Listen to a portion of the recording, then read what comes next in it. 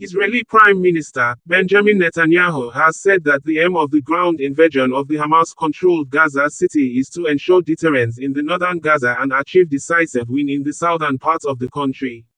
Israeli troops who began the ground invasion of the Gaza city on October 31, 2023 after the Hamas fighters invaded southern Israel, killing more than 1,000 persons among others kidnapped and injured, had asked the Palestinians living in the northern parts of the Gaza city to relocate to southern side of the city.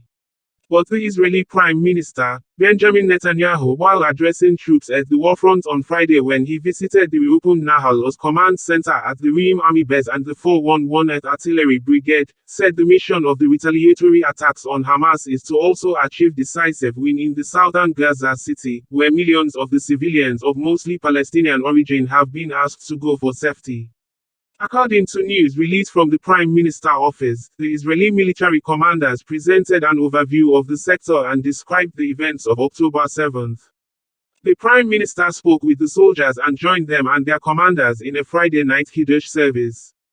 The Prime Minister expressed his sorrow over the terrible murder by Hamas of their fellow soldiers from the Nahal Oz Command Center, and praised them for their important work, which is vital to the security of Israel. The Prime Minister then went to the assembly sites near the Gaza border, where he met with the 411th Artillery Brigade. The Prime Minister spoke with one of the teams and heard about the vehicle they operate and its capabilities, and about their cooperation on the ground with other forces. The Prime Minister then joined the soldiers of the brigade for a Shabbat dinner, part of the news release reads.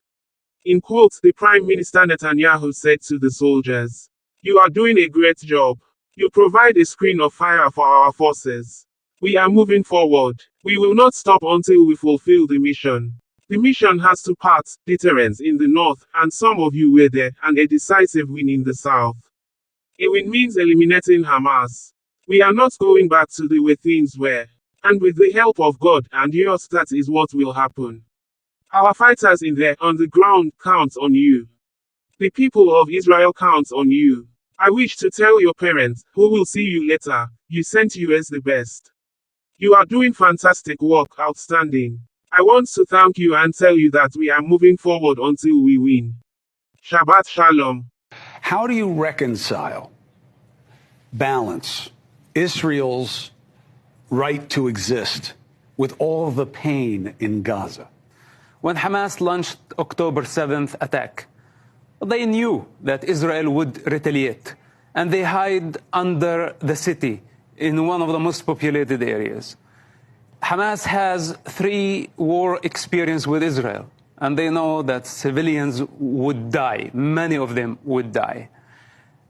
And they like it, because this is how they can provoke Israel, drag Israel into a dirty war, where they will get legitimacy, more power, and Israel would get stained by children's blood. And I say in this situation that Hamas is the responsible and the only responsible for the bloodshed in Gaza Strip, because they started this war. And war is ugly. People die in war. In fact, it's a miracle that we have only 10,000 people dying in Gaza. It could have been much worse than this. If Israel was not very careful, there would be a lot more people dead